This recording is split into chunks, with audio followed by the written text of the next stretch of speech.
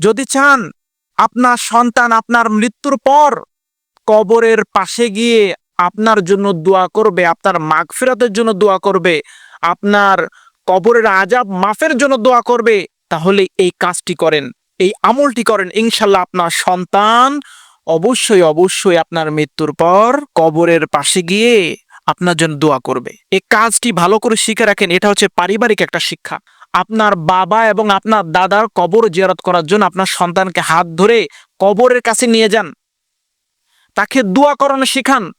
ছোটবেলা থেকে যখন আপনি আপনার সন্তানকে আপনার বাবার দাদার কবর জিয়ারত করা শিখাবেন, ওই সন্তান আপনারও ইনশাআল্লাহ কবর জিয়ারত করবে।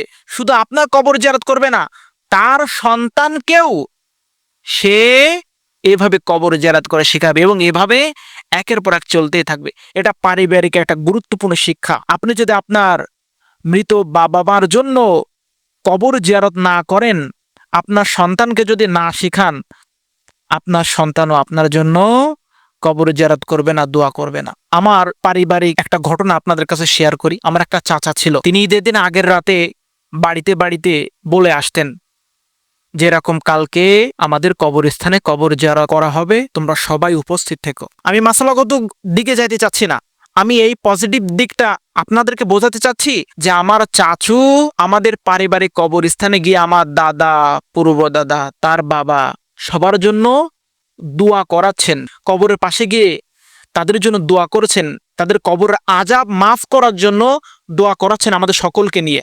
এটা কত বড় গুরুত্বপূর্ণ একটা কাজ চিন্তা করে দেখেন। তিনি যেমন করে তার ভাতিজাদেরকে দোয়া করানো শিখাচ্ছেন, ঠিক তেমনই ভাবে আমরাও আমাদের সন্তানদেরকে কি করব, ওই যে তিনি যে শিখিয়ে দিয়েছেন ছোটবেলা থেকে, সেভাবেই আমরা আমার সন্তানদেরকেও বা আমাদের ভাতিজাদেরকেও এরকম দোয়া করানো শিখাবো। অতএব অবশ্যই অবশ্যই আপনার সন্তানকে কবরের পাশে নিয়ে যাবেন, কবরের পাশে নিয়ে গিয়ে দোয়া করানো শিখাবেন, কবর জিয়ারত করা শিখাবেন।